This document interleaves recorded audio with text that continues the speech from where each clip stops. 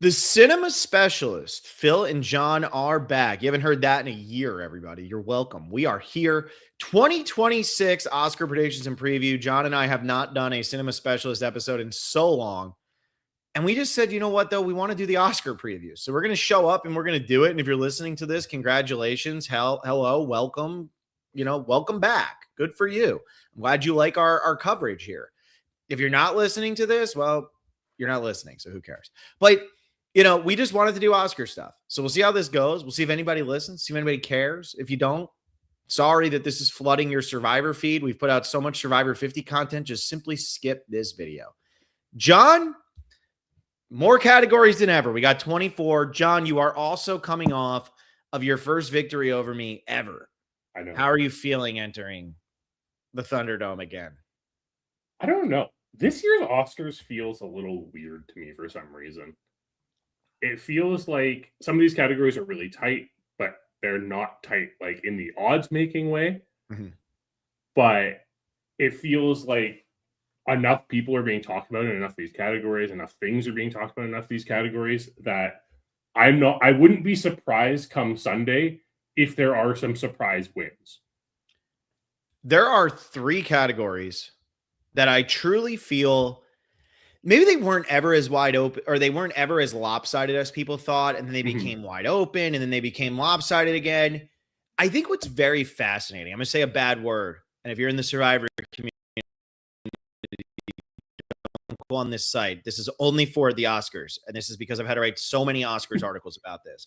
But with Kalshi, what people are doing is they're assuming that whatever information's happening, or like whatever trend is happening, there must be some sort of like insider information or something. Mm-hmm. At the end of the day, that's just, if you walked around the street and 1,000 people, you said, what's going to win Best Picture? That's pretty much what Kalshi is. Like, Kalshi is not being influenced by a market in the way that, like, if you were to go to FanDuel in Canada, where John is, you can bet on the Oscars. And if you go to FanDuel, they set the lines.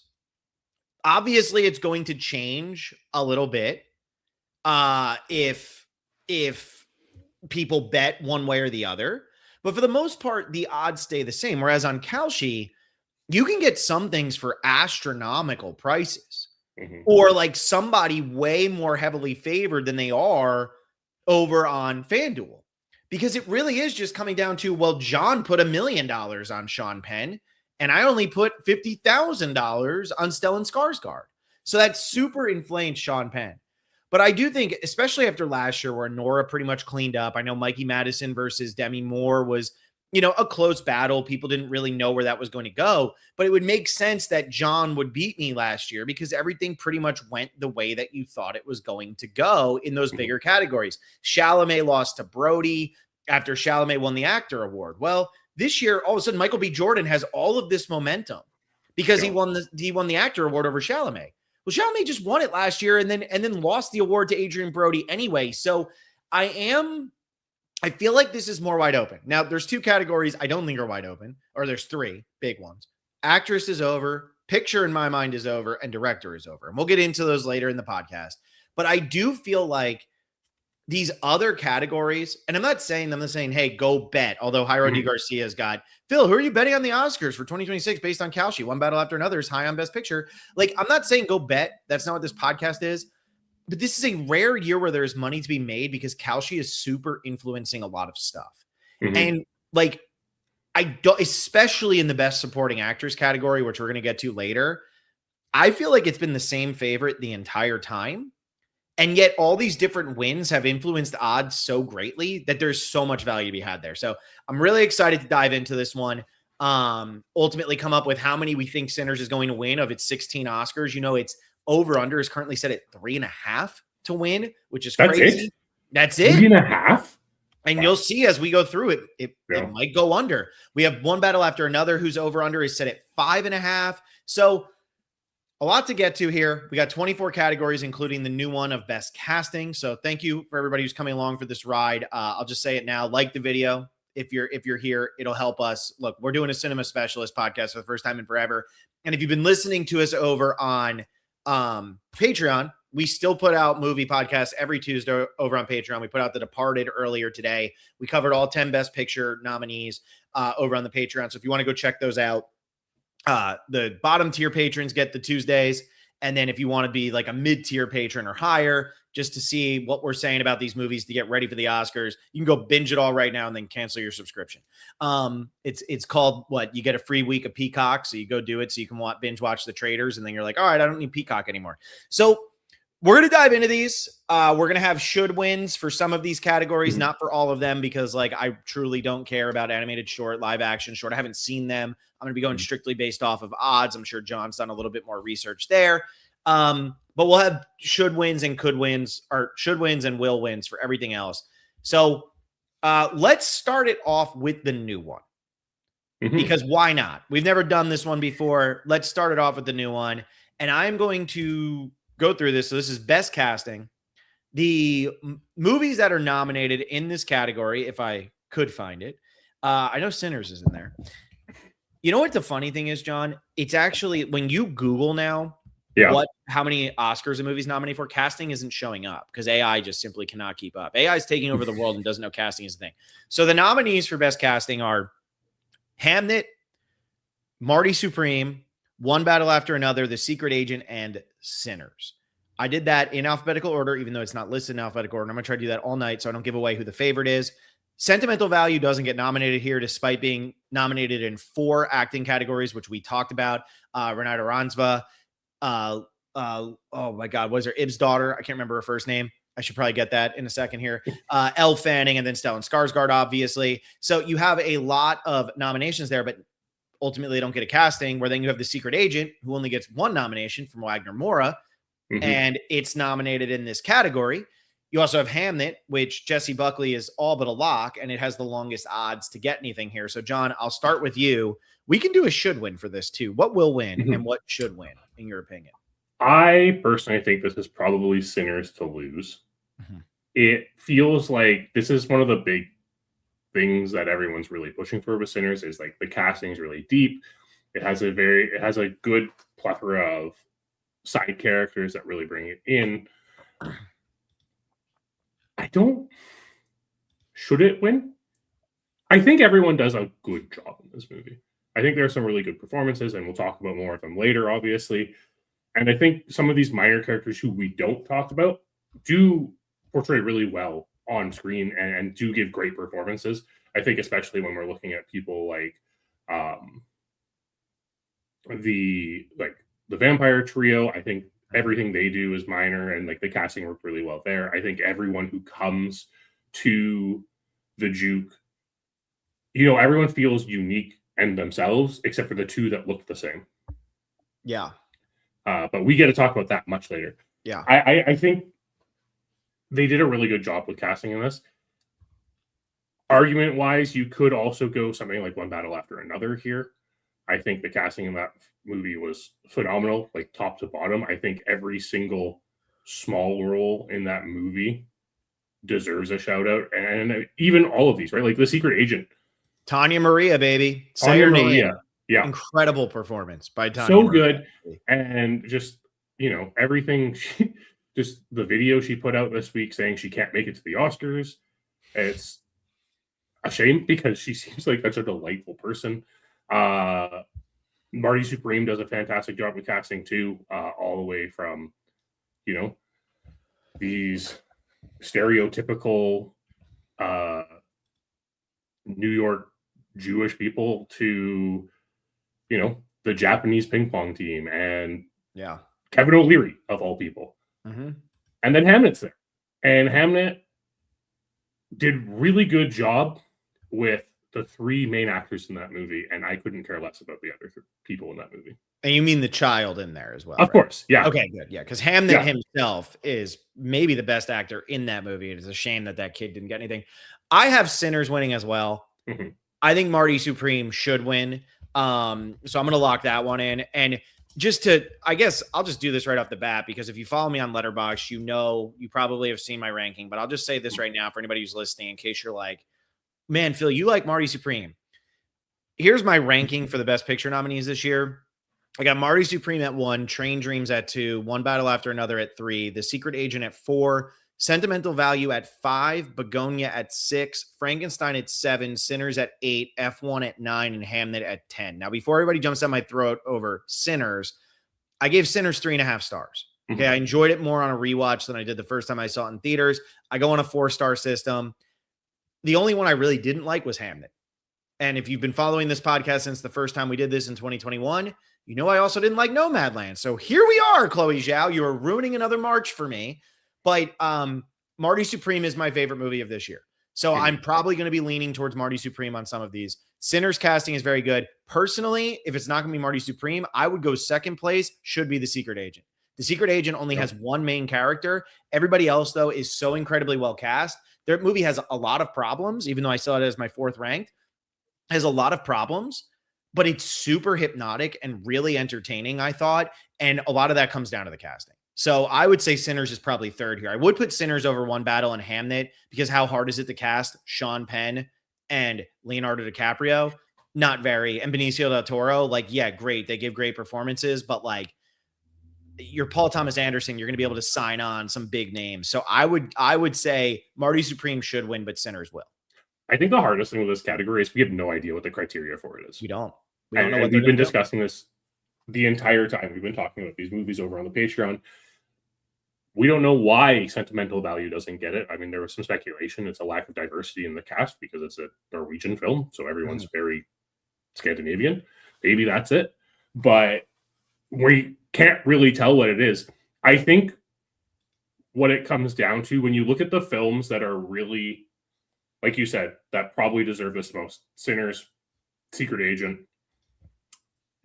it comes down to ensemble casts. Yeah. Right? Like they are films based around an ensemble where, yes, you have a main actor, but they don't feel like the be-all, end-all in the film.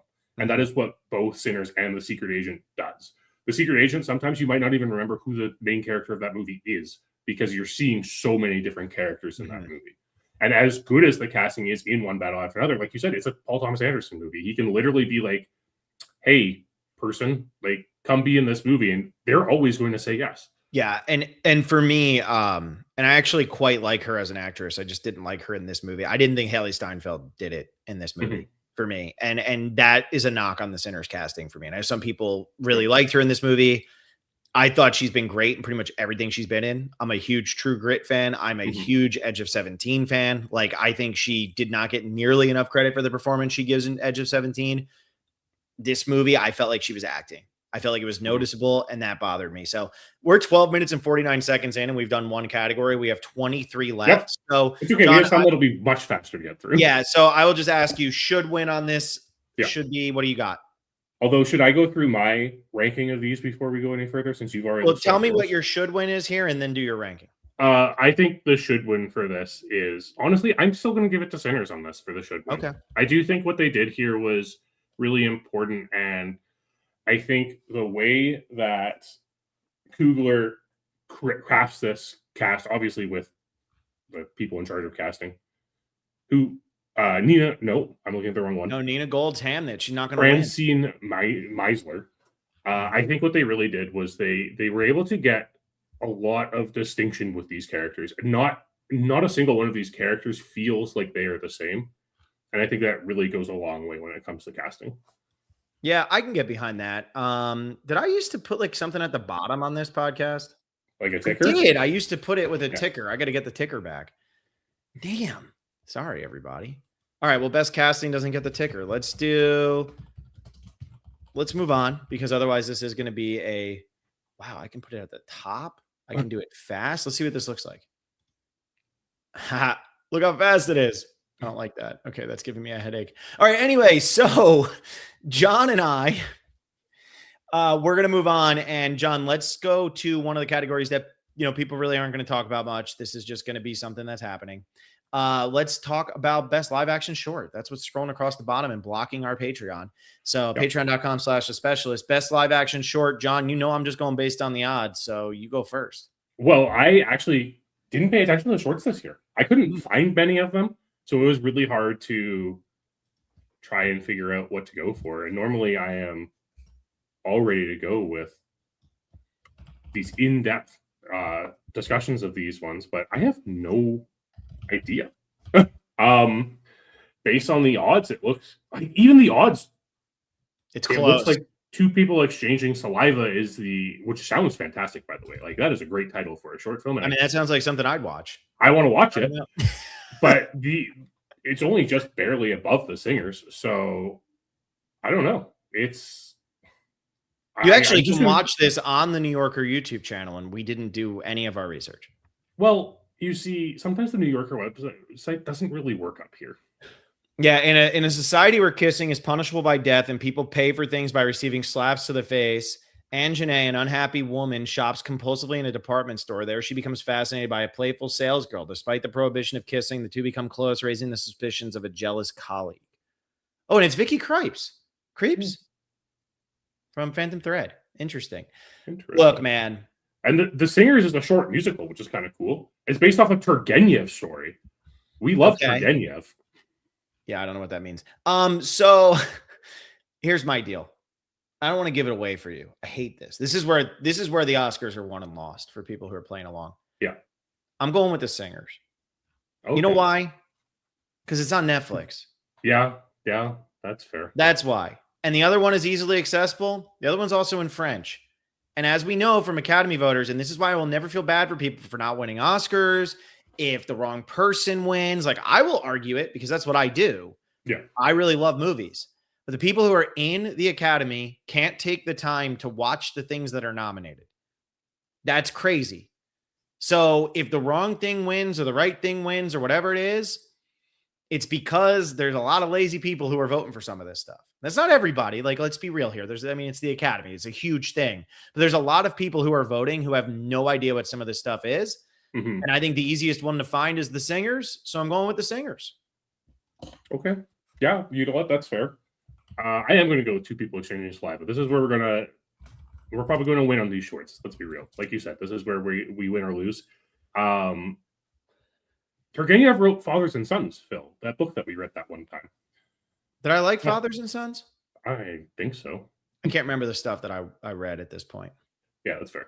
But so it's very interesting. I do want to get around and seeing this, The Singers, and I might avoid Jane Austen's period drama because I'm going to be honest, I am like the biggest not fan of Jane Austen ever. So even if it is just, a comedy satirizing it, like I don't know, I might stick away from it. I also made a mistake. I didn't actually read these off. The nominees are Butcher's Stain, A Friend of Dorothy, Jane Austen's period drama, Two People Exchanging Saliva, and The Singers. I didn't do that one in alphabetical order, but that's okay. The interesting thing is that it does seem like live action shorts really leaning towards comedy this year, which is not something we usually see. Mm-hmm. Yeah. Usually there's a lot of hype over, some big dramatic one, like the one that like Riz Ahmed did that one time. Yeah. This is the one category I will always say, this and animated short. The best movie normally wins because there's no politicking that goes on with this. There's no, I worked with this person. I did this. I did that. Mm-hmm. The best, we used to watch these when I was going to school at Miami. They would always play them for free, and we saw them every year. And every year, the one that we liked the most won every time. Yeah. And maybe that's just my taste is impeccable, but that's just what I'm saying. All right. So let's go to best animated short. Mm-hmm. The nominees here are Butterfly, Forever Green, The Girl Who Cried Pearls, Retirement Plan, and The Three Sisters. Yeah.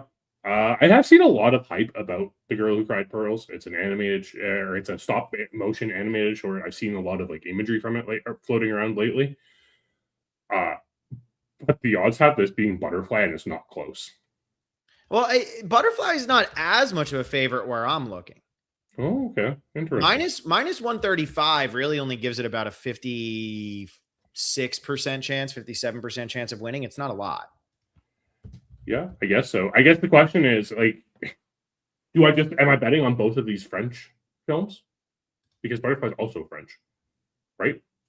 I already know what I'm taking here. I'm ready to go. You got it. You answer your own questions, sir. I'm going to just stick with it. I'm going to go with Butterfly. Be safe. I'm not fun this year with the shorts. But you know what? I always lose whenever I watch the shorts. You do. I'm going to go with Retirement Plan.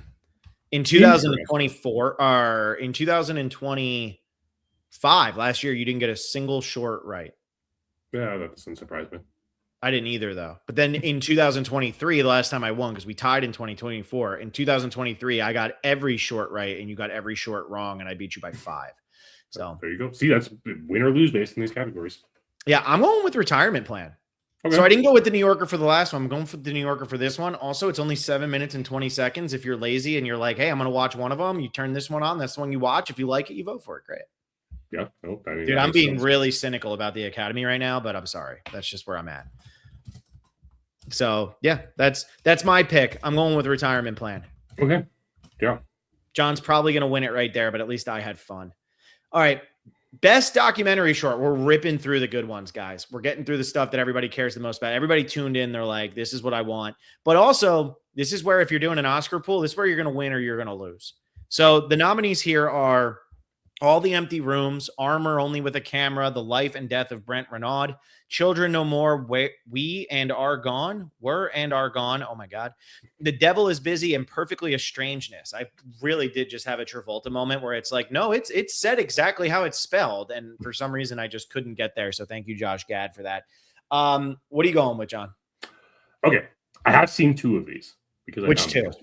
I have seen Armed Only with a Camera, which is a very compelling short documentary on about FanDuel. It has it as Armor Only with a Camera, so that's why I said Armor. Armed.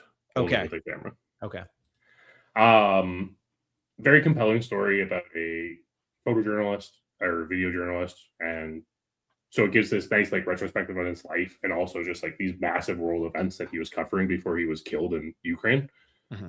And it was Perfectly a Strangeness, which I'm not even sure classifies as a documentary upon watching that.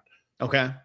That is about 3 donkeys walking to an observatory and then just checking out an observatory.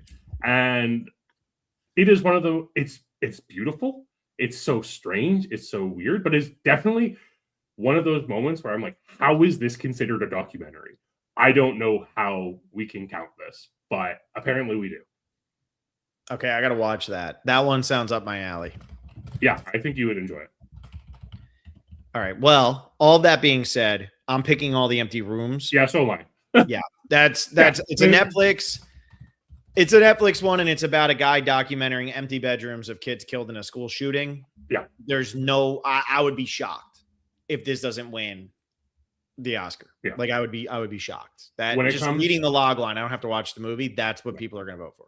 When it comes to documentaries, the topic of the documentary usually matters more than the composition of the documentary. Agreed. It's been that way for a very long time. So much so that I even was texting you earlier today as I was watching 4 documentaries, saying that it's the most random. Time. It's the most random category in the Oscars because it's literally just like who is voting at what point and what is the hot topic there. There's one that I think had Academy voting opened like 3 weeks later, probably runs away with Best Documentary, but it didn't. So interesting. Yeah, we'll have to see. We haven't gotten a documentary yet, John, and we're not getting there just yet. We got to give people something here. Let's go to Best Original Song. So this is what won it for John last year, and this is where sometimes you just have to stand up for what's right. And I'm the kind of person who stands up for what's right. And what I mean by that is I didn't pick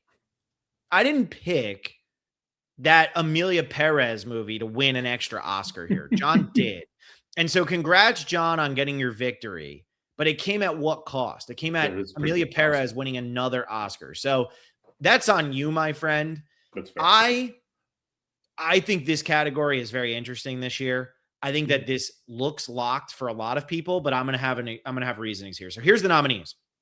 The nominees are Dear Me, Diane Warren, Relentless. Not only is Diane Warren nominated for another Oscar that she's going to lose, she's nominated for another Oscar that she's going to lose in a movie that is about herself. So, wait, actually? I'm pretty sure. Oh my God, Diane Warren, no. Hang on, I'm pretty sure. So Diane Warren, Relentless is a groundbreaking documentary that reveals the unique genius of a woman who has shaped an entire generation of music. Diane Warren, who is the biggest loser in Oscar history, is now nominated for an Oscar again for a movie about herself that she is going to lose. What's more Diane Warren than that? So anyway, Dear Me, Diane Warren, Relentless. Golden from K-pop Demon Hunters, I Lied to You from Sinners, Sweet Dreams of Joy from Viva Verde, and then Train Dreams from Train Dreams. That's a crazy title, Nick Cave. You really went out on a limb on that one. Golden is so unbelievably heavily favored. Okay, minus 1250. You'd have to bet $1,250 just to win 100. Well, let me tell you guys a little story real quick. I'm playing a part here, John, because I gotta tell everybody a little bit of a story. So Golden, this song from K-pop Demon Hunters, was nominated for 1, 2, 3. Oh, no, that's not it. 2, 3 Grammys. Mm-hmm. It only won one of them. Now, the one that it won was Best Song Written for Visual Media. It beats I Lied to You. Okay, fine. But the thing was, going into the Grammys, it was heavily favored to win Best Pop Duo Group Performance. And instead, that went to Defying Gravity. And it was heavily favored to win Song of the Year. And instead, that went to Wildflower by Billie Eilish. If anybody's heard of her, if you watch Survivor, she's a big thing now. It didn't go to Golden. And Golden wasn't nominated for Record of the Year, but it was nominated for Song of the Year, to the point where if you were on Kalshi, I'm pretty sure Billie Eilish ended up going off at like 3% or 4%. So a 3-cent bet won you 97 cents. If you bet $3, you won 100. Like, that's how crazy it was. So I feel like with Wildflower right here, or with Wildflower winning that and Golden being heavily favored, I feel like this movie may have run its course. I feel like Golden may be old news. Now, am I willing to risk that on a game here where I have to beat John? I don't know, but I feel like we are potentially overvaluing this movie based on a lot of hype that has severely died down. And you have a song from Sinners here, and it's at arguably the best part of the movie. Oh. I'm just saying. So I'll let John pick Dear Me by Diane Warren, and then we'll move on. Oh, what are you talking about? If I'm going anything, I'm going Train Dreams by Nick Cave. Yeah, that's true too. It is but the best song out of all of these. But I'm picking Golden. Like, it's Golden. I'm sorry. I think it won't be as heavily winning as people predicted it to, but I think people have also forgotten how much crazy and hype there was over K-pop Demon Hunters in June through the summer, and how much the reason why it's going to win is because every single one of the Academy voters who has children has been listening to this song for the last 6 months. Yeah, but every single Academy voter who's an adult has watched Sinners probably 3 or 4 times. And probably still can't tell you when the song happens. Yeah, but guess what? If you're watching that with your kids, you're probably so tired of hearing Golden. I don't think you're getting tired of I Lied to You. I'm going with I Lied to You. I'm doing it.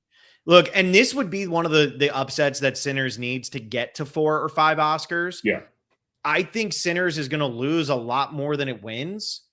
This is an easy one for me, though, because Train Dreams is Train Dreams. People aren't big enough Nick Cave fans to pick him to win. Diane Warren doesn't win, and nobody cares about Viva Verde. Like, sorry. Like, that's a long shot. Congrats on your nomination. So it comes down to Golden and I Lied to You. And we've seen this at Oscars before. Mm-hmm. Sometimes it's just easiest to check the box of the movie you think is best. And right now, a lot of people want Sinners to win, and they might be getting frustrated it's not going to win Best Picture. And maybe they want to look at it at the end and say, well, Sinners won 8 Oscars. One battle after another only won 7. I got I Lied to You winning this. I do. I'm gonna manifest that into the world, and I'm gonna say it pulls it out. Okay. Just handing me the victory right away. Okay. You've already messed up so much in the shorts. I'm not worried about it. Okay. All right. Best documentary feature, John. The nominees, as you know them very well, are, let me see if I can get this. The Alabama Solution, Come See Me in the Good Light, Cutting Through Rocks, Mr. Nobody Against Putin, and The Perfect Neighbor. Okay. So like I said, I have watched 4 of these in the last 24 hours. I didn't get to see Cutting Through the Rocks because that movie is impossible to find. I don't think any of these are very topical for Academy voters this year. This is a very interesting group of documentaries. Do you know what any of them are about? Yeah, I mean, I know that The Perfect Neighbor is about an escalation that turns into body cam footage or something. And then Mr. Nobody Against Putin is about what they get recruited into the army, like students do. Okay, so The Perfect Neighbor is a documentary created from mostly body cam imagery of this woman who, certain situation, she's incredibly racist, and she shoots her neighbor at one point. It's a glorified episode of Cops, in my opinion. Okay. Mr. Nobody versus Putin is about this teacher in Russia with the escalating conflict and is reflecting on the fact that the schools are now being told what type of propaganda they have to teach. Their curriculum is completely changed. They're told what they have to read off. And he's kind of lamenting on the fact that like his students are having to go into the army and things like that. What else do we have here? The Alabama Solution is about the Alabama penitentiary system and the strike that occurred there. Very fascinating stuff. I didn't feel the composition of it was the greatest. I didn't feel like it really led into the strike quite enough. Like there was almost too much buildup to the final act of the film, which was about the strike. But it's a fascinating thing to hear about, and especially as someone who isn't in the United States and doesn't know what the penitentiary system is like there. So it's this fascinating look into it. Come See Me in the Good Light is a quite beautiful documentary about Andrea Gibson, the poet laureate Andrea Gibson, and her, like, a reflection on her life as she is dying of cancer.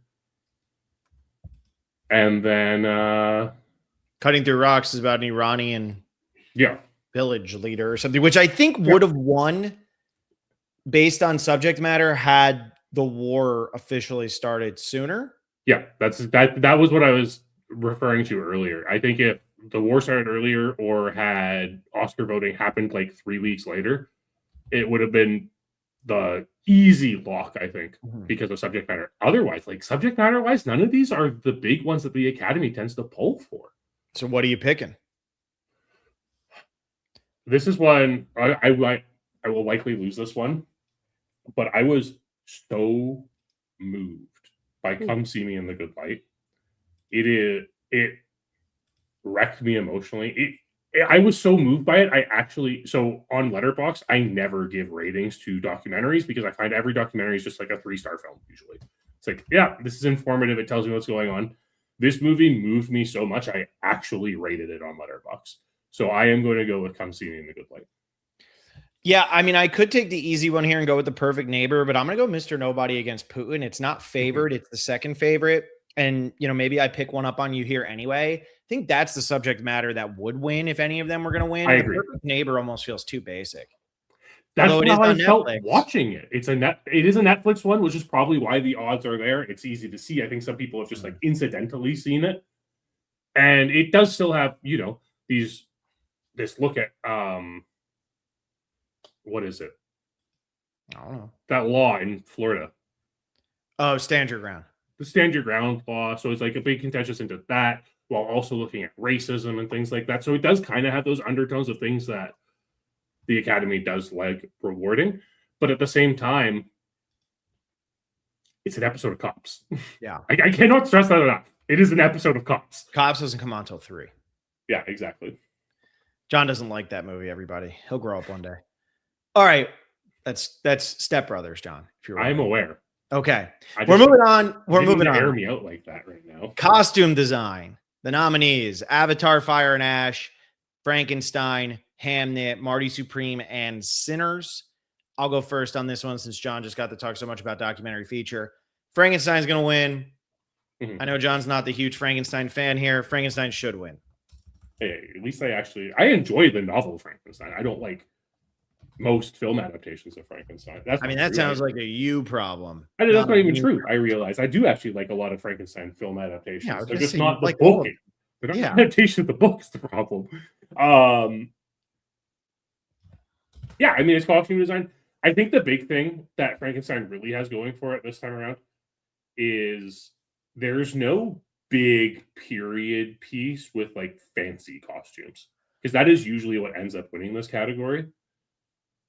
Frankenstein comes the closest with like Mia Goth's wardrobe in that film. Because Sinners or Hamnet is so subdued. Like Hamnet and Yes, Marty Supreme are both period pieces, but Ham and Sinners is too. and They're all Sinners too. period pieces, but it's subtle. Yeah, It's not the favorite. And one thing that has me is like Black Panther beat the favorite. Could we be seeing another situation where a Ryan Coogler movie could maybe start pulling out some wins over movies that like maybe the Academy just didn't cling to as much? I think Sinners is a long shot here just because it is so subtle and it's like, hey, these guys are in the 30s and you're like, whoa, they're wearing 30s clothes. Like that's really what it is. It's very well done. You feel like you're in the setting, but I think Frankenstein's got this. some might argue the costuming in Sinners is the only defining feature between two characters that look identical. That is true. Some would argue the screenplay doesn't get there. Yep. All right, so what are you going with? What's going to win? What should I'm win? going Frankenstein as well. I just think it has the most. I just think it has the most variety in costume. Like there's enough variety in it, especially when you keep in mind like the like sailors and sea captain at the beginning of the film and end of the film, just like Jacob Elordi throughout the entire thing. And like I said, there's enough of this stylization in Mia Goth's wardrobe in the film that I think it really just pulls it out. I think there's just more to look at costume wise in Frankenstein than any of the other nominees. I don't even know why Avatar is nominated here. Do they wear costumes? I feel like it's all CGI. I feel like it's yeah, that's how I feel about it too. And I did actually see this movie, so I can't. Oh fully yeah, no, remember. I totally went and saw it. Yeah, for sure. Yeah, no, that was a good one. Yeah. Well, the best part about a new Avatar movie is you've already seen it twice. You don't need to Exactly. You've already seen it twice. That's true. What should win? Are you saying Frankenstein should win? Or you Yeah, I think Frankenstein should. Okay. Too late. Yeah, no, Frankenstein should win because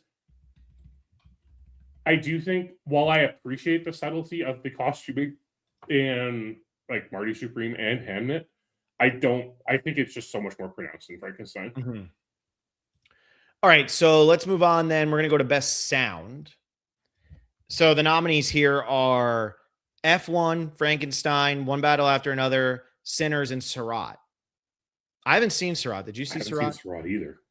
Wow. Okay, so we are failing here. Okay. We are officially Academy voters. We're going to vote here without in my defense. Why do I need to watch all of the I do love watching international films, obviously, but why do I have to watch them when you're telling me only two of them have a chance of winning? Yeah, I know. I get that. Look, man, this is an easy one. F1's going to win it. F1's super entertaining. Yes, the stupid announcers are part of the sound, but that's not what they're counting it as. If it wasn't for that stupid announcers in that movie, F1 is a damn near perfect action movie. I really enjoyed that movie. And I think that I have that ranked 9th. That's how good. It was a strong year. We don't always get strong years. This was a strong year. And I think Sinners, One Battle After Another, it's too subtle. And Frankenstein, Frankenstein didn't do the Nosferatu thing of like, wow, listen to the deep, audio they're using here for the monster. I think F1's got this. I think there's an argument for Sinners because I feel like Academy voters might lump music into sound. True. But I think when we look at like the technical side of sound, it is F1. Yeah, F1 is really, I mean, Joseph Kosinski. I also just really enjoyed that movie. It was very entertaining. Yeah, I got it as a will win, should win. You in agreement with that?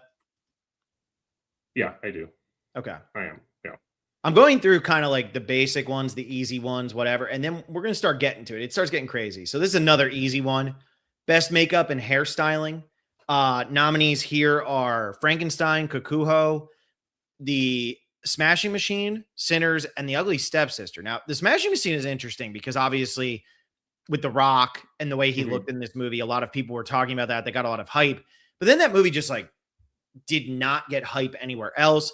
Kakuhu, congratulations on getting the nomination. Same with The Ugly Stepsister. This is between Frankenstein and Sinners. And this one, if the other one was a lock for Frankenstein, this feels like it's the ultimate lock because they did something different with the monster than we have ever seen.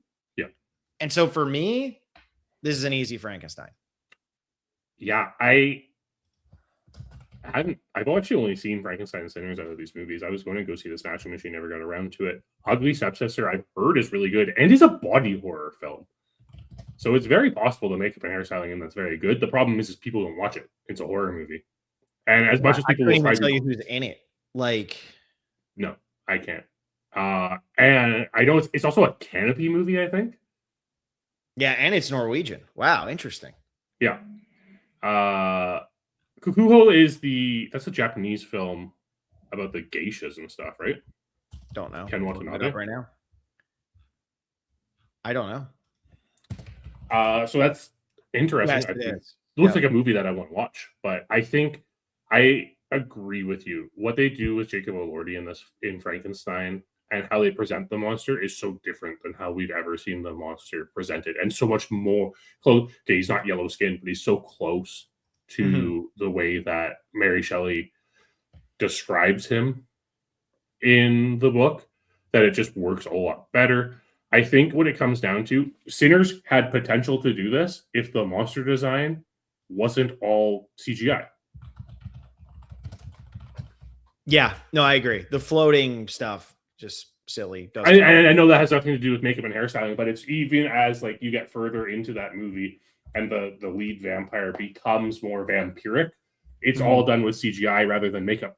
And I think had they done makeup, there could be an actual conversation here as to who should win. But I would, part of me would really love a Norwegian body horror film to win this category. But I think it's just Frankenstein. Yeah. And you think it should win? I mean, you've only seen two of them. Out of the two I've seen, yes. Okay. So we're on the same boat there. Frankenstein. All right. We got comments here from EDM331. EDM, I'm going to get to these as we get into the categories that you're asking about. So we're going to go to production design next. And this is a funny one that EDM is saying, could Marty Supreme pull a Lincoln, win lead actor, and upset it with production design? So the nominees for production design are Frankenstein, Hamnet, Marty Supreme, One Battle After Another, and Sinners. And this is a rare category where Sinners and One Battle After Another are both up for this category, but neither one is favored. What do you feel like is going to happen with production? I think this is crazy because like production design is one that people are probably fast forwarding through. Maybe it's like go past the chips. I'm going to go refill my drink, whatever. This category is absolutely stacked. It is. The production design in all of this is phenomenal. I actually think One Battle After Another has the worst production design out of this, and it still has great production design. But I think the thing that takes One Battle After Another out of this category is it's modern.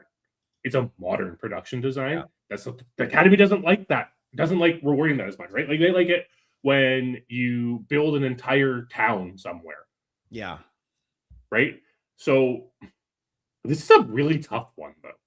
I think this category is incredibly close, and I'm going to just check the odds quickly here because. Oh yeah, John's finally learned. He got one whiff of a win, and now he's hanging out. But I'm going to answer EDM's question. Marty Supreme's not going to win this. This is between Frankenstein, Sinners, and Hamnet, in my opinion. I think those three are here. Frankenstein is heavily favored, minus 600. Sinners plus 500. Hamnet plus 1600. But this is a category where an upset wouldn't necessarily shock the world. So I'm up in the air on these big time. So I'll let you go first. I think. Okay. I think this is going to come down to. Okay, I'll say it. The one that should win is Hamnet. I think this is actually a category. Wow, we're both in agreement on that because neither one of us really liked Hamnet. No, but I think what Hamnet does with Stratford and just like the British countryside and even like the globe and everything, it looks so spectacular. And it is really like, I think one of the strong points of that entire movie. It's between Marty Supreme could do it, but I don't think. I actually personally think it's probably between Frankenstein and Sinners. Because when you think of production design, I think it's going to come down to this idea of which of these big set pieces is more impressive? Is it Frankenstein's castle or is it the Juke in Sinners?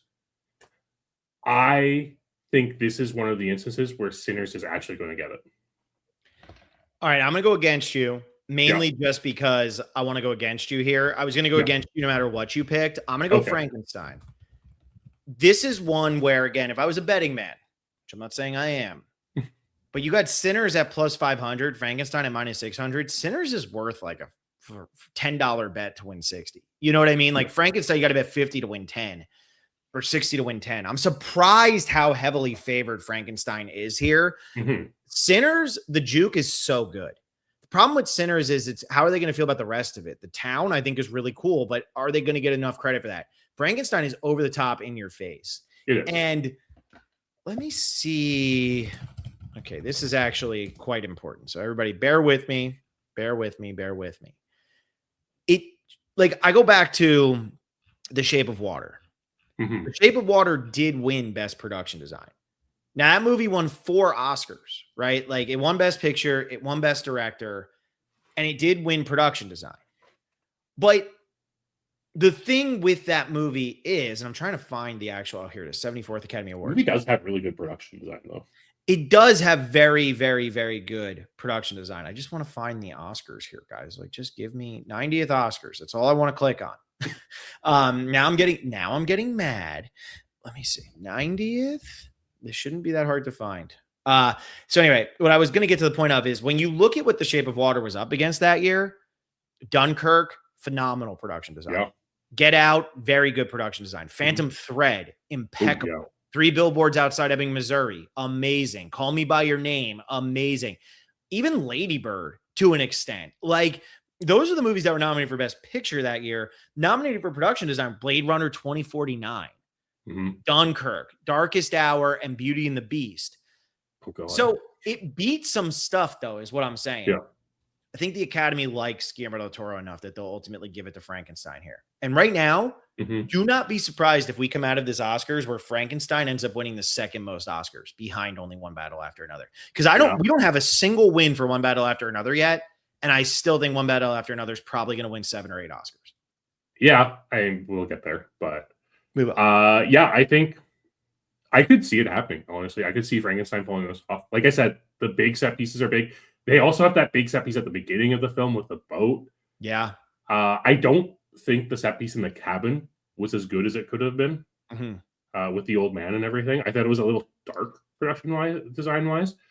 I guess the big question is, does the rest of Sinners, just like the town, the train station, is that enough to overcome Frankenstein? But I feel like this is one of the categories where people will just be like, okay, I'll give Sinners the win in this one. Yeah, and look, we're at the point right now too. Sinners, we have winning casting. That one we're in agreement on. I say it could win I Lied to You. It might win this. Realistically, you're going through, we have 1, 2, 3, 4, 5, 6, 7, 8, 9, 10 Oscars down. Sinners winning 1 right now. Yeah. So just keep that in mind as we go through. Getting to EDM's next question. Could F1 pull a Ford versus Ferrari, win sound and editing? This is an interesting one. So here's best film editing. F1, Marty Supreme, One Battle After Another, Smashing Machine, and Sinners. F1 currently has the second shortest odds. One Battle After Another is favored. F1 is right there.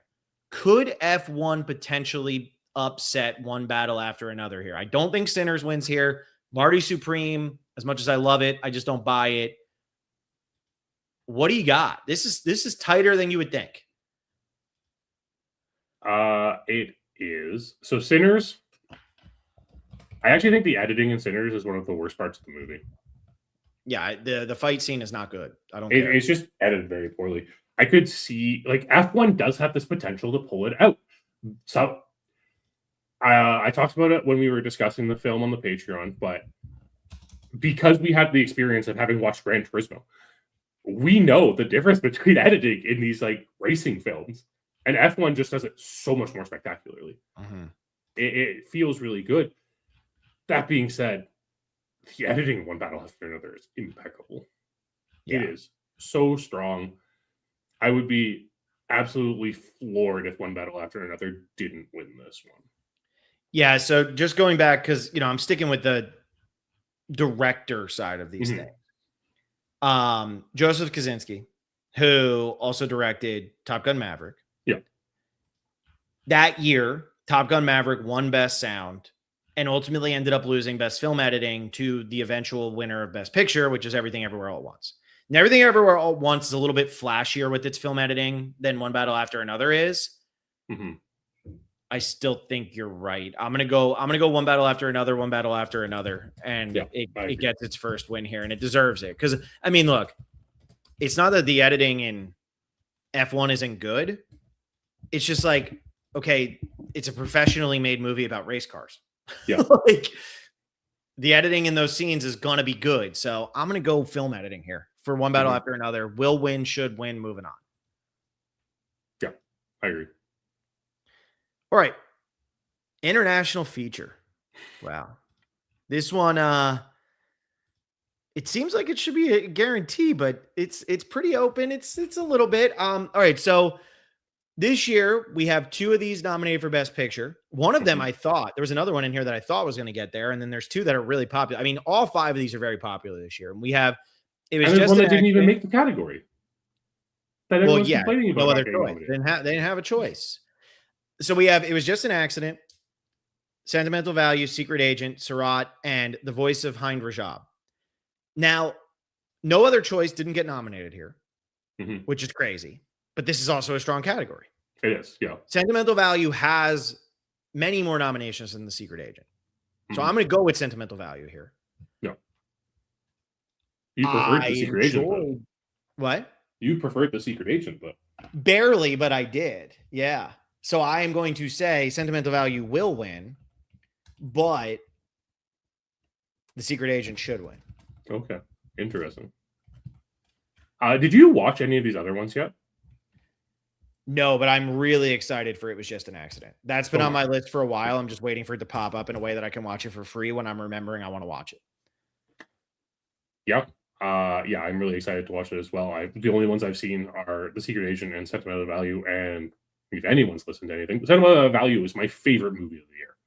So yeah, it's also, I think it's winning this category. I think there are a lot of reasons for it to win this category. I think Joachim Trier in general is one of those names that's starting to pick up a lot of steam in the Academy. When you look at this and his last movie, which is significantly better, with The Worst Person in the World, which didn't win that year, right? No, it didn't, but it lost to something. Was that the Drive My Car year? I think so. Yeah, okay, that makes sense. It doesn't, but I could see why you would think it does. Both those movies are phenomenal. Actually, I might like The Worst Person in the World more, but I think Drive My Car won it that year. Yep. Yeah, I think that's one of those things where it's like the Academy has that in mind when they're looking at this category. I also think Sentimental Value isn't, I hate saying this, might win one more award than this, and that's it. And I think it is a movie that is good enough that you really want it to get it. Yeah, you don't want to be it's like how Pan's Labyrinth didn't win Best Picture that year, but it still won like 3 or 4 Oscars. Yeah. It didn't win Best International, but it won like 3 or 4 Oscars. And realistically, Lives of Others might be better. But you wanted to make sure Pan's Labyrinth was one of those movies that you were on. So I know you're going Sentimental Value, should and will. So we'll move on. Best visual effects. Oh, and I just want to get to this comment here from EDM. Surat will get many votes, coming in third. Neon spread their campaign money too thin with their 4 noms, leading to The Voice upsetting. It's interesting. It's interesting. All right. So let's get into, what did I say? Best visual effects. Category I could care less about this year because we all know what's going to happen. Avatar, Fire and Ash, F1, Lost Bus, Jurassic World Rebirth, and Sinners. Jurassic World Rebirth, just so I can state this out loud, is a terrible movie. Oh my God, were the Jurassic. I watched the last 2 Jurassic World movies over like the last like 2 months or something, because I hadn't seen them. And I was like, whatever, I need something to watch like in the in-between times. Those 2 movies are bad. Oh my God. Avatar, Fire and Ash is going to win. I can't tell you what should win because I haven't seen Avatar Fire and Ash, so I'm just going to say Avatar Fire and Ash is going to win, and that's as much as I want to say about that movie. Honestly, okay. Not to be that guy. You are that guy. I liked it more than the other two. Great. I mean, okay, I know. Not all like you got dog poop that was sitting outside for a week, a month, and a year. It's all going to taste really bad. Yeah, I know, but it was fine. Visually, it does look kind of nice. It is. The problem with giving it visual effects is that I didn't feel like this movie really pushed the boundaries of Pandora the way of Water did, right? Where the Way of Water took us to a different part of that planet. We're kind of seeing the same parts of the planet we've already seen in Fire and Ash. Yeah. I don't know why Sinners was nominated in this category. Honestly, though, a lot of these pictures that were nominated for Best Picture have really terrible visual effects this year. Yeah, I mean, it makes sense Sinners gets a nomination here just because of the building burning, because of the vampires. I don't think the visual effects are very good. There's some parts that are really good and there's other parts that aren't, but like it's not surprising to see Sinners pop up here because it can. I mean, Sinners got 16 nominations.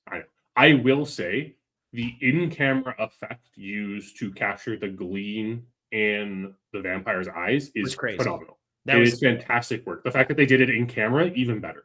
Yeah. Like that, I love seeing that for visual effects. Yeah.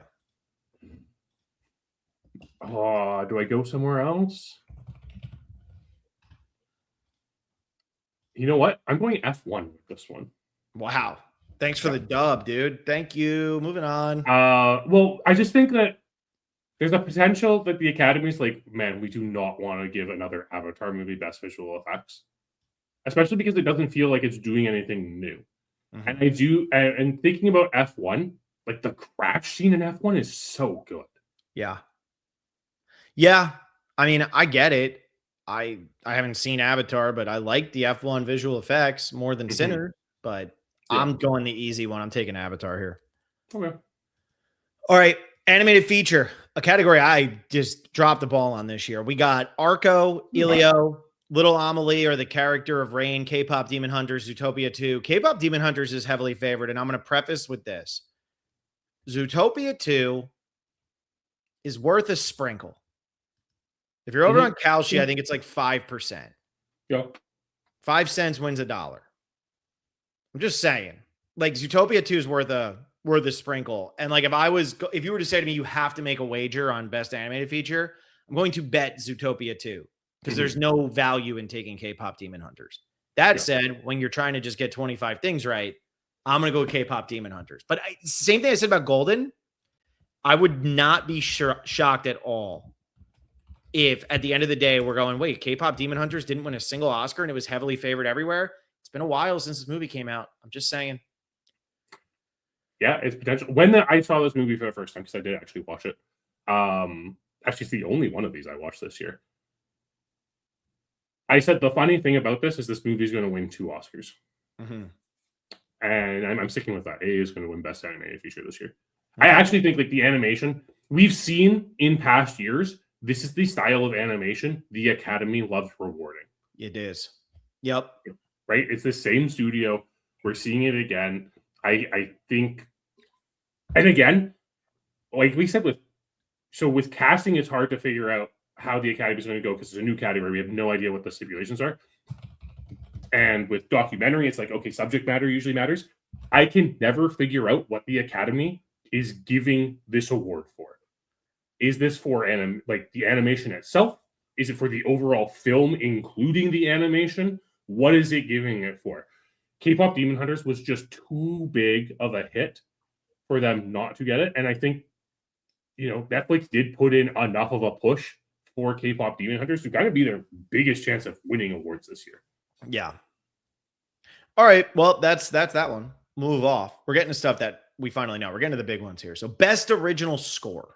We're into the big money now. We're into 1, 2, 3, 4, 5, 6, 7, 8, 9. We're down to the final 10 awards. We're at original score. Nominees here: Begonia, Frankenstein, Hamnet, One Battle After Another, and Sinners. I'm going to take John's thunder, or not take John's thunder. I'm just going to let John be the one who says words. Sinners will win. Sinners should win. Go ahead and defend Johnny Greenwood all you want, John. I actually think the winner, I think the there's a massive snub in this category because I think the Train Dream score is better than all of these. And Marty Supreme. I don't care what anybody says. Okay. That crazy No. weird synth 80s thing is amazing. No, I don't disagree with that. But I actually think like they went with the wrong nominees in this category this Agreed. year. Begonia should not be in there, and Frankenstein should not be in there. Okay. Jerskin Fendrix's score in Begonia is fantastic. It is very good. It's very subtle. It is really helpful for that movie. I don't think Hamnet should be in here for score. No, it shouldn't. You're right. Hamnets is so basic. You're right. You're right.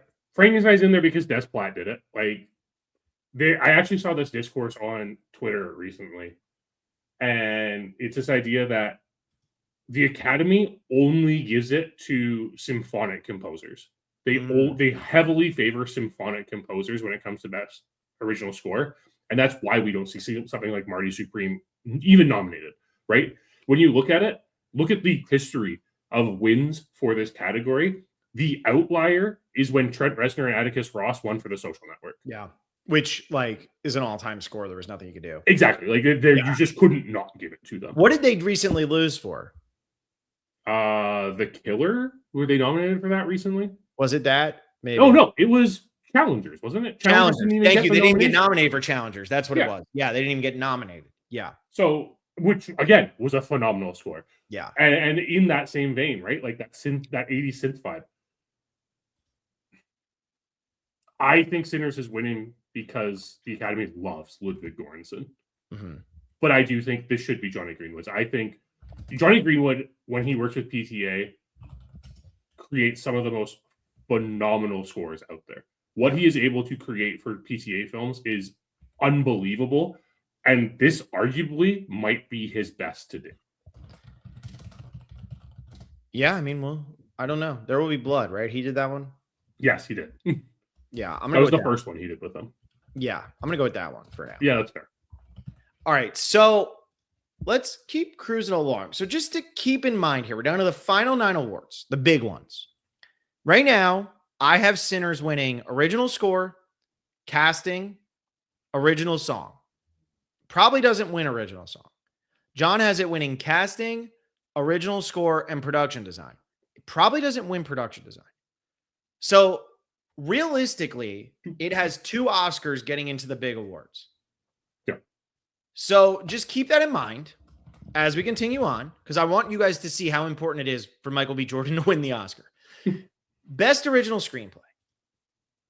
This is between Blue Moon, It Was Just an Accident, Marty Supreme, Sentimental Value, and Sinners. Sinners is going to win. Marty Supreme should win, in my opinion. I know you'll probably go a different route there. I will. But Marty Supreme should win, in my opinion. Sinners is going to win. I personally think this might be the last Oscar Sinners wins, and Sinners might land at 3. And its over-under is set at 3.5 and minus 210 on the over. If it doesn't win for I Lied to You and it doesn't win for production design, the only place it can win after this is Michael B. Jordan. Yeah. That's it. Wunmi Mosaku is not winning. It's not going to happen. She won the BAFTA. That is an out-of-nowhere win for the BAFTA. The BAFTA is not a good predictor of the Oscars. No. The better predictor is Amy Madigan. Mm-hmm. So for me, I know Sinners is going to win this. But I don't know if it's going to get that 4th win. Even though I technically have it winning at least 4. Yeah. There is a world where this wins 3. So, but it's going to win 3. It's locked in at 3 because it's going to win this category. But Marty Supreme should win, in my opinion. This is a tough year. I haven't seen Blue Moon, or It Was Just an Accident yet. Although both sound very interesting. Blue Moon sounds like something I should really watch. Mm-hmm. I just kind of ran out of time this year. Sinners. Okay.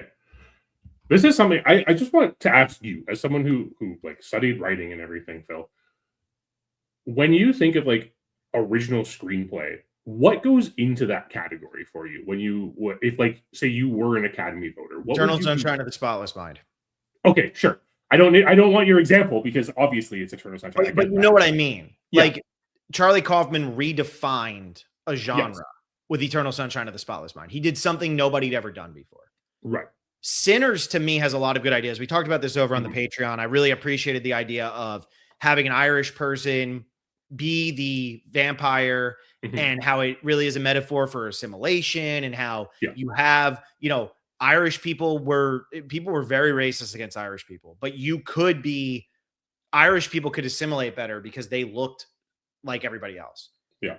And so he's able to assimilate with the racist, with the bad people, because they don't realize that he doesn't have the same beliefs as them.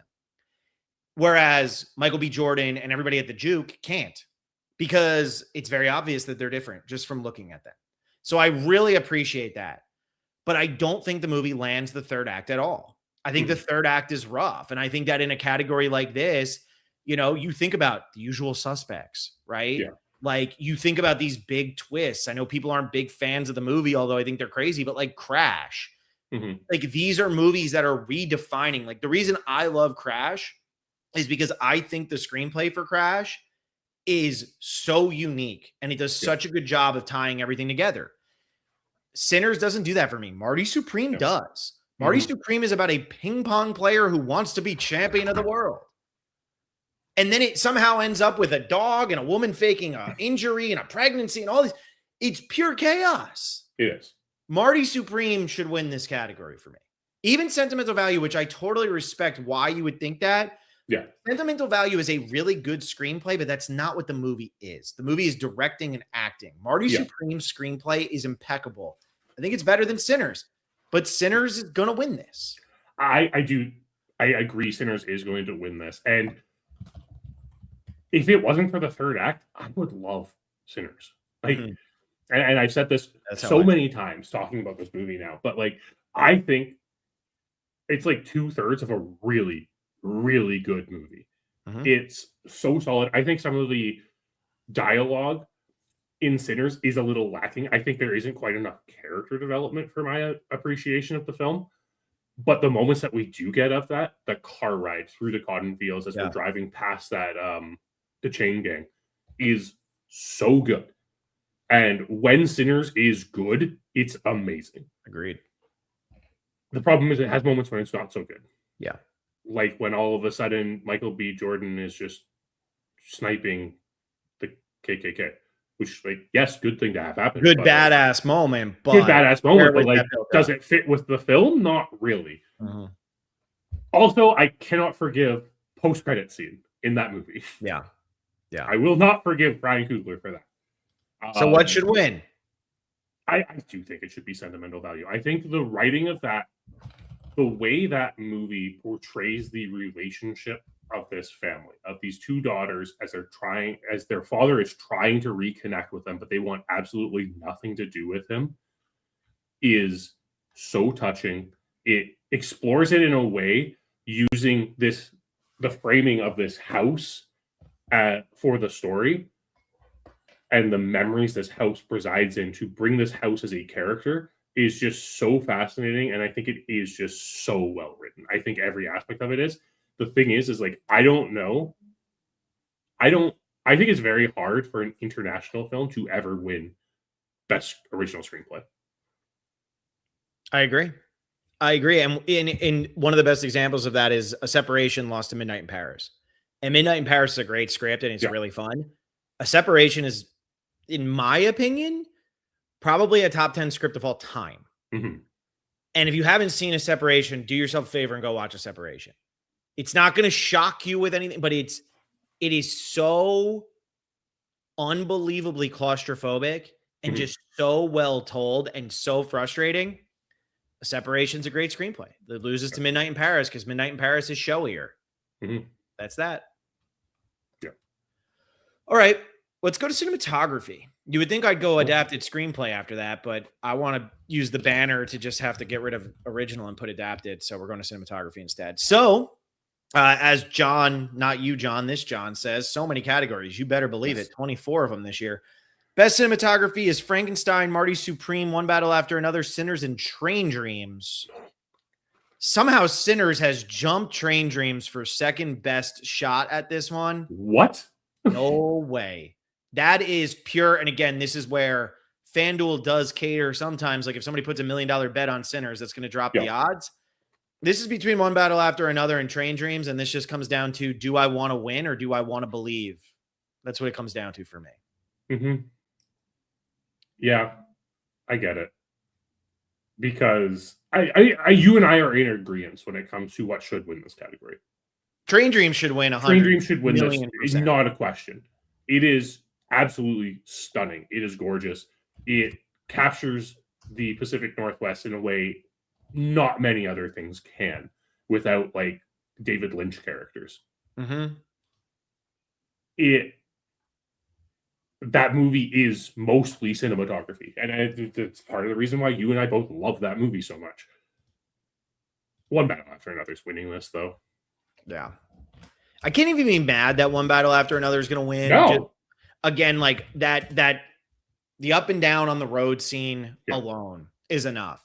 Yeah, I'm going to go with One Battle After Another as well. Train Dreams should win. Train Dreams should win, and honestly, again, this is another category. One Battle After Another minus 320, Train Dreams plus 950. If you said go bet $10, I'd be betting $10 on Train Dreams. Mm-hmm. That's what because Train Dreams can win this. It just comes down to how many people watch Train Dreams. Yeah, I think what it comes down to, I think like the best way to put this into perspective, when I first saw One Battle After Another, I was like, this is some of the most gorgeous cinematography I have seen this year by far. I was like, there's no way a movie can top this. And then I watched Train Dreams. Train Dreams is crazy. And it's just different level of cinematography. It's kind of like, to me, like the cinematography in Train Dreams feels to the extent of like the cinematography in like The Zone of Interest. Mm-hmm. Where it just defines the film so well. Well, and the other thing is too, like, it's not just, oh, well, it's shot in the Pacific Northwest. It's not just that. It's the way that everything is framed and the way that it works together. It's just, the shots are perfect. And this is the movie that, Will, being a tool like he is, would be like, that's artsy fartsy. It is. Good. It is. It's an amazing movie. And I feel sorry for you that you can't connect with it better. Because it is artsy fartsy, but it's so damn good. I feel sorry that we're probably never getting a physical media release of it. Hey, you never know, man. I could see that being. No, we did get our K-pop Demon Hunters Criterion collection and Power of the Dog. Yeah, so maybe we will get. I think we could. I hope so. I think we could. All right, as promised, best adapted screenplay. So this one's like so easy, but I'll read them off. Begonia, Frankenstein, Hamnet, One Battle After Another, Train Dreams. What's going to win? One Battle After Another. One Battle After Another. Yeah. What should win? Probably One Battle After Another. Yeah. I mean, because even though we're really big defenders here of Train Dreams, no, One Battle After Another should win this one. Yes. I think what it comes down to, I've learned things about some of these other ones. Begonia being this remake of Save the Green Planet, a Korean film, is fascinating. It's just a weird take for Yorgos Lanthimos to take on a film. Frankenstein, I kind of mentioned it earlier.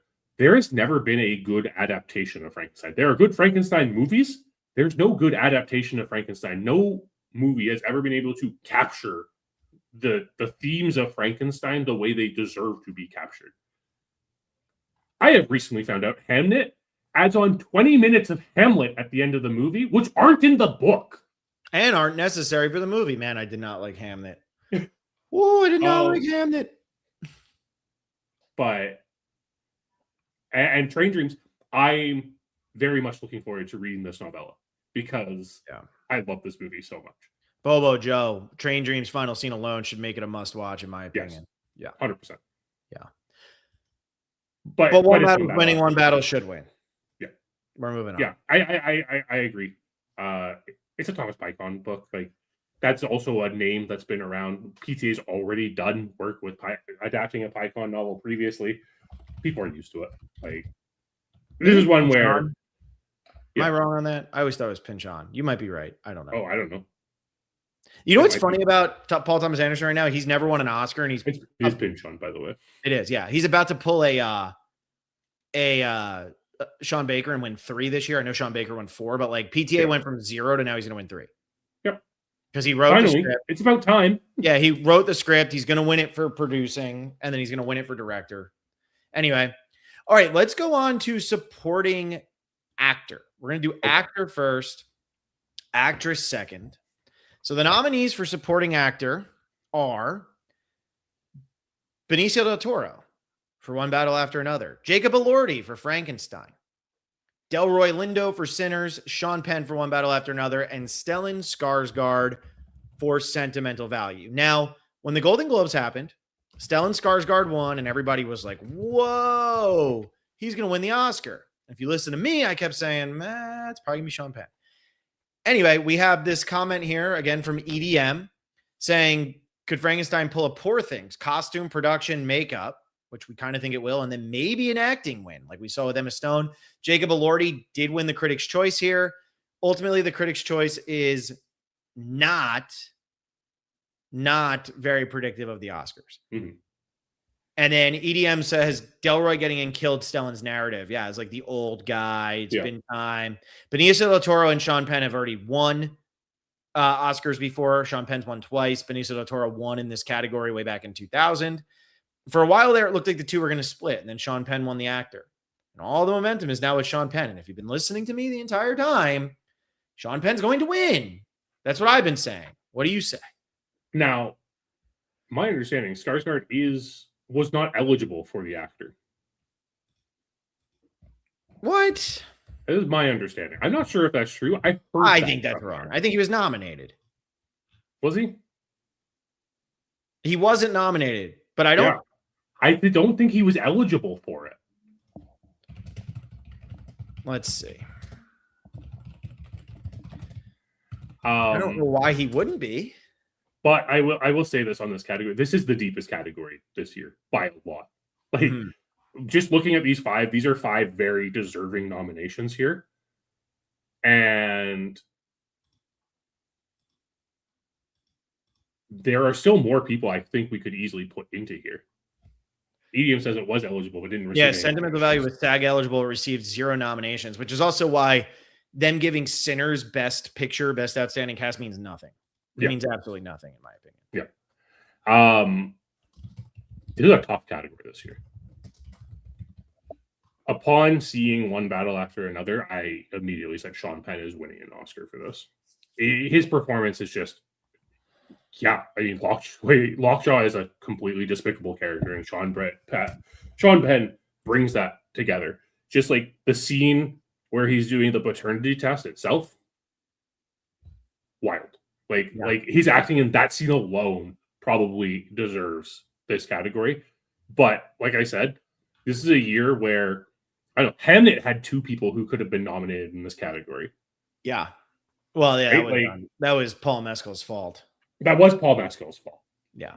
Why they didn't run him as best actor, I don't know, but probably doesn't get nominated there either. No, probably not. But he takes away the chance for the child to be nominated. I agree with you on everything you're saying so far. Like, I really do. This is a great, deep category. Yeah. There's no way Sean Penn's not winning. This has happened twice. I've said it all Oscar season. And that's why if you listen to me early when we did the Patreon and you saw the odds, you could have gotten Sean Penn for a great price if you were looking to bet on it. Because at the end of the day, this happened in 2003 and this happened in 2008. He was not favored to beat Bill Murray. It looked like Bill Murray was going to beat him. Bill Murray's performance in Lost in Translation was too subtle. Sean Penn's in Mystic River was over the top, yet amazing. Sean Penn wins. 2008, Mickey Rourke wins the Golden Globe. It looks like Mickey Rourke has it wrapped up for the wrestler. Comeback performance. His career is back. Here comes Sean Penn with a more over-the-top performance in Milk. Nowhere near as good as what Mickey Rourke does in The Wrestler. Not even remotely close. I think what Mickey Rourke does in that movie is top 5 all time. Yeah. But Sean Penn wins because it's more in your face. And now he's walking around like a robot and he's doing weird things with his face and he's talking with a weird accent and he doesn't smile the entire movie. He's beating Stellan Skarsgård. Stellan Skarsgård immediately falls into that other category. And Delroy Lindo currently has the 3rd best odds. Delroy Lindo, there's no way. Delroy Lindo's the thanks for your nomination. Benicio del Toro and Jacob Elordi probably win this over Delroy Lindo. If Delroy Lindo wins this Oscar, Sinners is winning 10 or 11 Oscars. Yeah. So I got Sean Penn, and I think he should win, and I think he will win. Do you think there is a potential Del Toro and Penn split this category? Not anymore. No. I think there was early on, but I think people have moved on past Del Toro and realized that Del Toro is a lot of fun in that movie, but Del Toro's performance in that movie is nowhere near as good as Sean Penn's. Yeah, I agree. I agree. Sean Penn, I don't like admitting it, but like he can act. He sure can act when he's acting. Are you going will win, should win? What's your move here? I am going will win, should win. Stellan Skarsgård is phenomenal in sentimental value. I think what he does is spectacular, but again, it's so subtle. And unless you are really paying attention to the way he like interacts with Elle Fanning in that movie and see this like longing he portrays in his body gestures, that he wants this to be his daughter that he's connecting with instead of some American actress, I don't think you would ever pick up on it. You have to pay so much attention to see how good of a performance Stellan Skarsgård puts in. Yeah, and if Stellan Skarsgård hadn't won the Golden Globe, Stellan Skarsgård would probably be fourth favorite here. It's because he won the Golden Globe, and I like his performance a lot. I just think Sean Penn's this kind of reminds me of like Anthony Hopkins in The Father versus Chadwick Boseman and Maureen Black Bottom. Like it was gonna be Anthony Hopkins. It was gonna happen. So I saw people complaining about that Oscar a little while ago, by the way. People still complain about that one. I know. I don't know how. Well, because they're mad. Watch The Father. Because Chadwick Boseman had passed and they felt that, that was their chance to give it to him and all that. Sorry you went up against what I think is the single greatest performance ever. Yeah. That performance by Anthony Hopkins is unmatched. Anyway, we're going to supporting actress. Nominees are Amy Madigan for Weapons, Elle Fanning for Sentimental Value, Inga Ibsdottir Lilius for Sentimental Value, Wume Masako for Sinners, and Tiana Taylor for One Battle After Another. That other category is tough. This is the most wide open category of the night. Wume Masako goes and wins the BAFTA. Tiana Taylor won the Golden Globe. Amy Madigan won the actor. All three of them have very short odds to win. Elle Fanning, Inga Ibsdottir Lilius, congrats on the nomination. I'm making you go first on this one. I'm not giving you my answers. This one's tough because it is all over the place. Any one of these five women could win this award. Mm-hmm. I would be very shocked if it was either of the two for sentimental value. Be very pleasantly surprised. Mm-hmm. But I also feel they'd probably give it to the wrong one if they did give it to someone from sentimental value. They would give it to Inga Ibsdottir. You think so? Yeah, they would. Okay. Yeah, that's who would win there. Yeah. There is an argument that Tiana Taylor is just not in One Battle After Another for her to be considered for this movie. It's very Mahershala Ali in Moonlight. Yes. Mm-hmm. Granted, probably just about as much as Amy Madigan is in Weapons. Another argument. Amy Madigan's only in the final third. Tiana Taylor's only in the first third. Wume Masako's only in like 4 scenes. Really, Inga Ibsdottir Lilius is in the most of her movie. Yeah.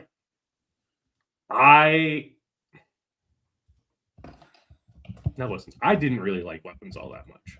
Mm-hmm. I get why people like this movie. I get it. But Amy Madigan is like the reason anyone likes this movie. Mm-hmm. I think Amy Madigan is going to end up winning this.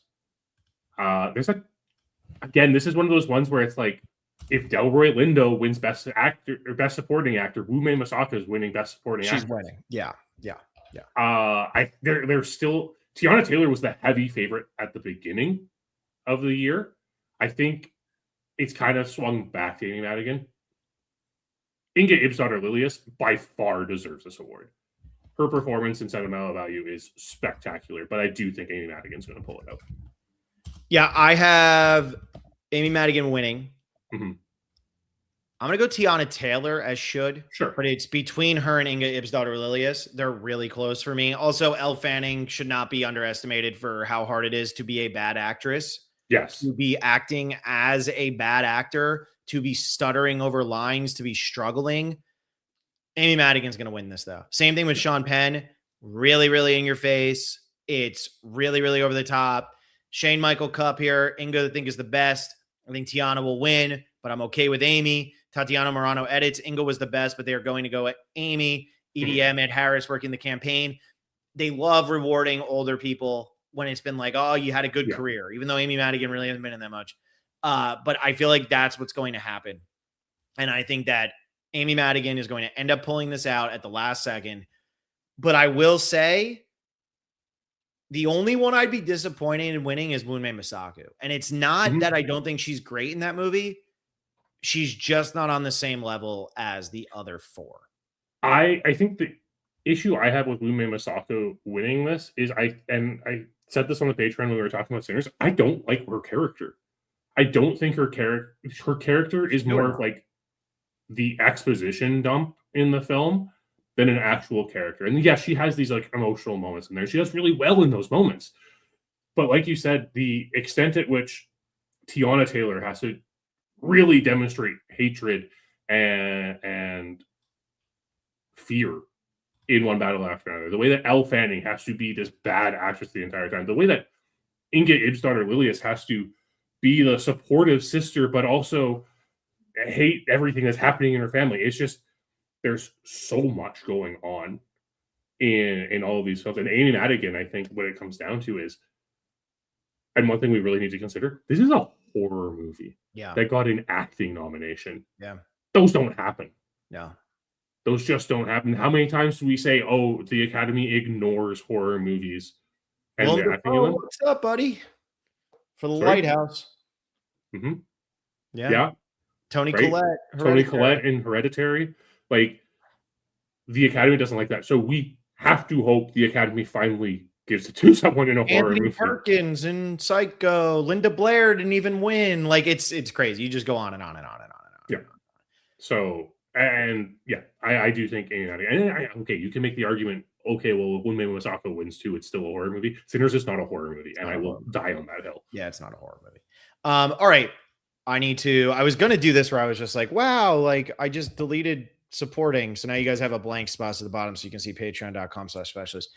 We're doing actress before actor. I almost did actor first, and it's like, let's have no suspense. They could do actress first. Just get that one over with. The nominees are Rose Byrne for If I Had Legs, I'd Kick You, Renata Ranzva for Sentimental Value, Emma Stone for Begonia, Kate Hudson for Song Sung Blue, and the winner, Jessie Buckley for Hamnet. And if Jessie Buckley doesn't win this, it's the biggest upset in Oscars history. Absolutely. Yeah. It is. Don't get me wrong. I love Renata Ranzva. I am all in on the Renata Ranzva. Are you willing to think she should win? No, I'm not. Jessie Buckley's performance in Hamnet is so fantastic. And I understand these complaints about, oh, well, she's just like screaming and crying and stuff. It's like, yeah, that's what trauma is, guys. Like, that's how people process trauma. And you know what?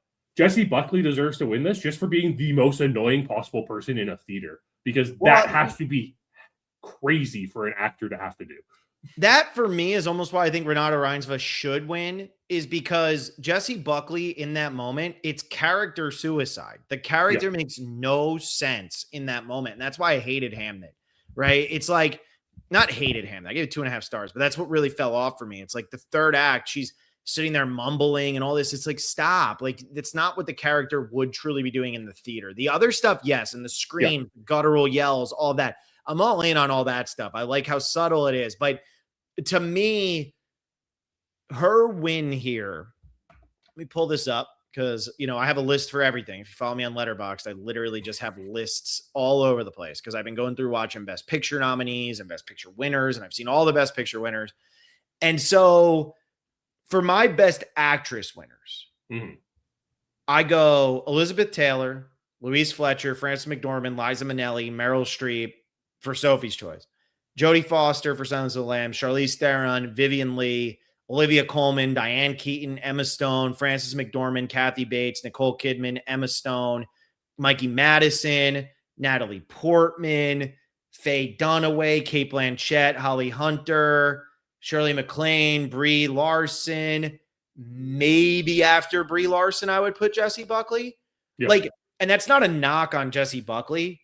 I think all of those other performances, like, I think the Best Actress category is one of those categories where, like, after you get past the top 20, there's a big drop off, but the top 20 are insane.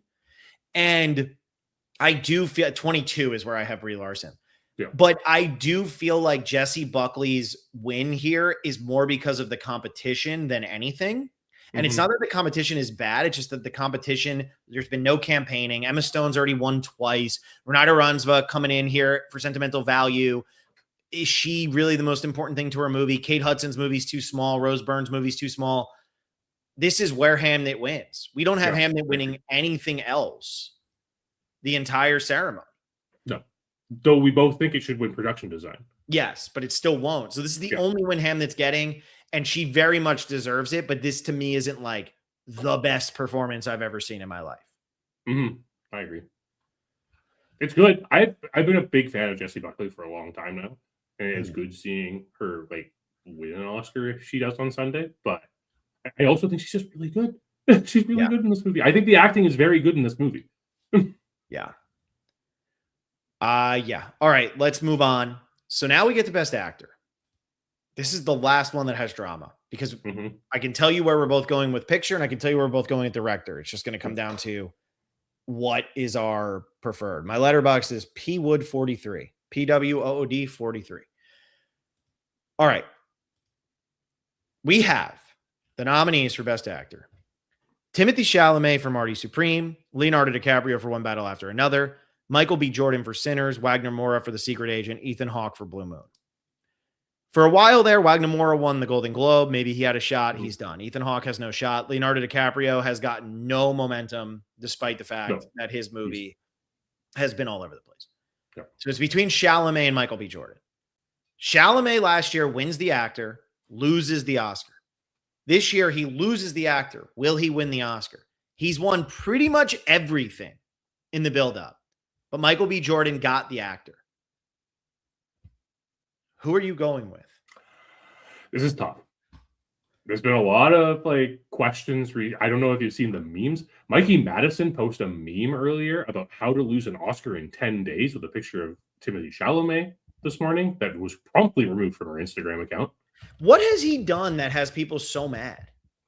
Been very cocky, I guess. Has he though? I don't know. I'm not paying enough attention to it to know what's going on.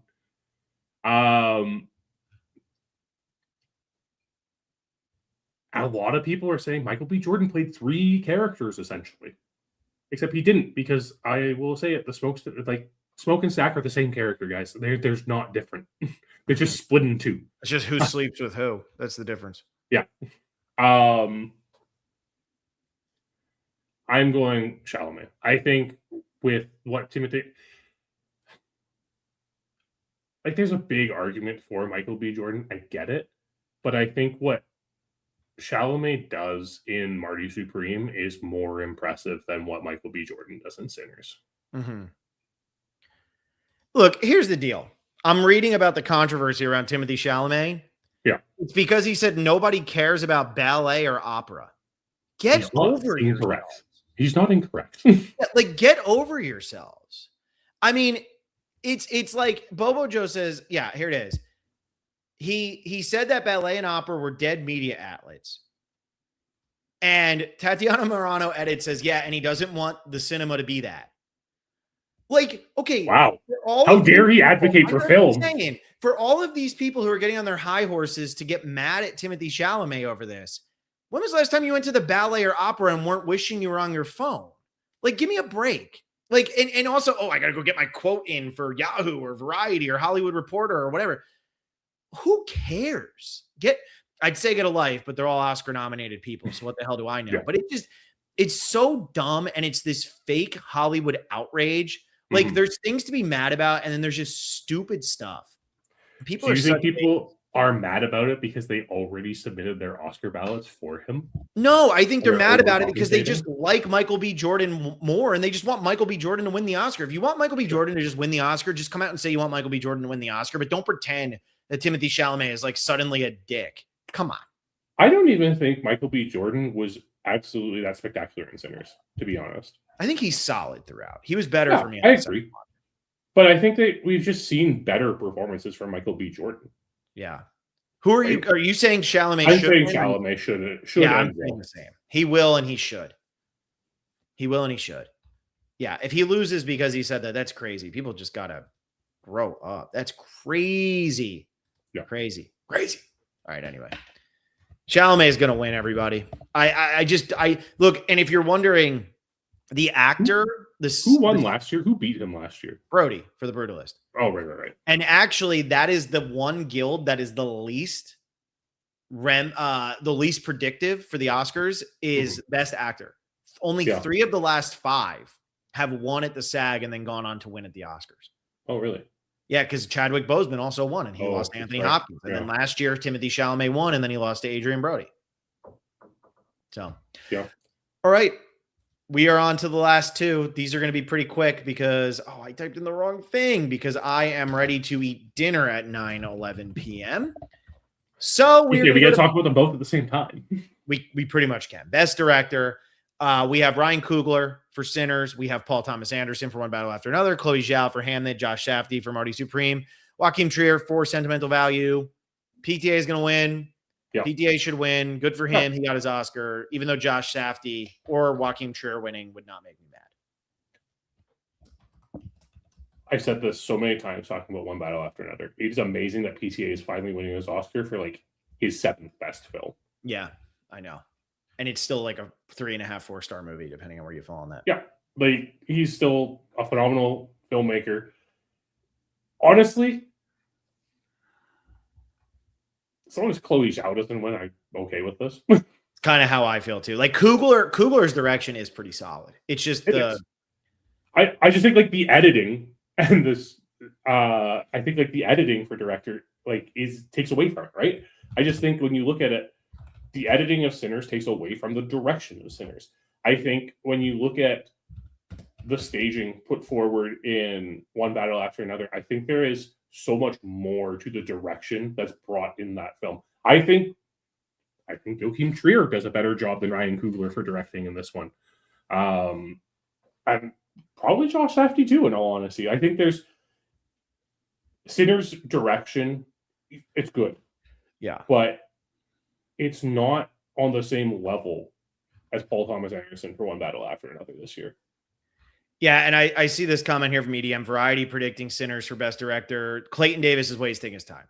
Like Clayton Davis is just trying to say, he says Sinners is going to win Best Picture. Sinners is going to win Best Director. Michael B. Jordan's going to win Best Actor. Supporting actor is going to be Delroy Lindo. So this guy is Sinners is winning everything. Yeah, so congratulations to Clayton Davis for being a big fan of Sinners. Like that guy is lying to his audience. Okay, like he's lying to his audience. If it wins all of those awards, that would be crazy. There is nothing that signals that he's win those. So to put into perspective how important the DGA is all time. So if you were to look at the DGA, Paul Thomas Anderson wins it this year. Last year was Sean Baker, Christopher Nolan, the Daniels, Jane Campion, who does win Best Director, Chloe Zhao, Sam Mendes beat Bong Joon-ho. Okay. But obviously Parasite wasn't winning any of the other stuff. Alfonso Cuarón, who does end up winning Best Director, Guillermo del Toro, who wins, Chazelle, who wins, Iñárritu, who wins, Cuarón for Gravity. Then it was Ben Affleck. And he wasn't even nominated for the Oscar. This is one of the most predictive. Like how actor isn't predictive, this is one of the most predictive. Paul Thomas Anderson won. Paul Thomas Anderson's going to win. Clayton Davis saying that is trying to get clicks to get people hyped, I guess, that Sinner's going to win stuff. Maybe he's hoping people will tune into his articles a little bit more. I have no idea.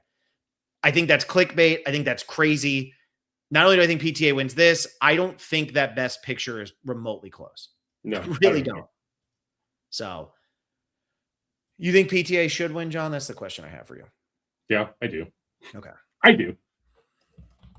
This isn't just like a legacy thing for PTA either. It's, again, it's like his 7th best film, and it's still one of the best films of the year. Yeah. And like, maybe it's not my favorite of the nominees just because it doesn't quite hit that like niche moment that I want. Like, it doesn't have that exact feeling I want. A movie like Sentimental Value almost always is going to be more my style. Something like Train Dreams is almost always going to be more my style. One Battle After Another is still a film that I'm like happy to sit down and watch. I saw this twice in opening week in theaters, right? Like, it's such a good film. It's a master of his craft putting forward another masterpiece, and you have to be like, oh, hey, here's all his movies. Here's 3 that are definitively behind it. That's it. Yeah. All right. Well, we get to Best Picture. The nominees are Begonia, F1, Frankenstein, Hamnet, Marty Supreme, Sentimental Value, One Battle After Another, Sinners, Secret Agent, and Train Dreams. One Battle After Another is going to win. Marty Supreme should win in my eyes. One Battle After Another is going to win. I think Sentimental Value should win. That being said, I'd also be okay with like Train Dreams winning. I think those are the 2 movies that I have. I'm going to double check my list right now. I haven't actually gone through my rankings of these movies. So the way I have these nominees ranked, I have Sentimental Value, Train Dreams, One Battle After Another, The Secret Agent, Begonia, Marty Supreme, Sinners, F1, Hamnet, Frankenstein. Yeah, you never did say that. No, I didn't. I did right now. There you go. All right. Well, I mean, look, I know that Sinners just won the SAG. It doesn't mean anything. Like, it really does not mean anything anymore. Winning the big prize at the SAG does not necessarily mean that you're going to win the Oscar. PGA is much more of a predictor. Coda won the PGA. Yeah. When everybody thought Power of the Dog had that on lockdown, Coda won the PGA. And that was when it was like, oh God, Coda's going to win. And then Coda won Best Picture. Yeah. Like, Sinners has legit hype, but Sinners also has a lot of fake hype. Mm-hmm. Yeah. And so Tatiana Morano edits says Variety is not the best predicting, and it looks like Damage Control after months of their hit pieces on Sinners. I forgot that Variety went so hard on Sinners. They did. And I just don't think Sinners has not won any awards that would indicate that it should win this. Yeah. I agree. I get it. Like, this is one of those moments where it's like the popular movie everyone wants to win isn't going to win. And not everyone wants Sinners to win either. No, I think Sinners is quite a divisive film in all honesty. And it's funny because I don't think the division is like, oh, it's a good movie versus bad movie. It's the question of, is it a good movie or a great movie? Yeah. And I think it's a good movie. I enjoy it. It got so much hype. I was shocked when this took off after it was released in March last year? April, I think. Sometime in the spring. Like, it was a time where, again, you don't usually see Oscar nominees being win. Yeah, I just don't get it. I don't get the hype around it because, again, if you're leaving that movie and the last thing you see is that third act, it's the worst part of the movie. Yeah, I agree. I totally agree. So, all right. Well, that's going to do it. We just did everything. So thank you all so much for listening. Hope you enjoyed this episode. John and I will be seeing who does better and who does worse as we move forward. And on top of that, like the video and subscribe to the channel. Become a patron. We do $5 Tuesdays. We're doing Hard 8, Paul Thomas Anderson's movie, on Tuesday. So tune in. I think it's the last one we haven't talked about, other than I think that and Inherent Vice are the only 2 we haven't done podcasts on. And I'm not going to be doing one on Inherent Vice. So, all right. Well, thank you all so much for listening. We'll see you next time.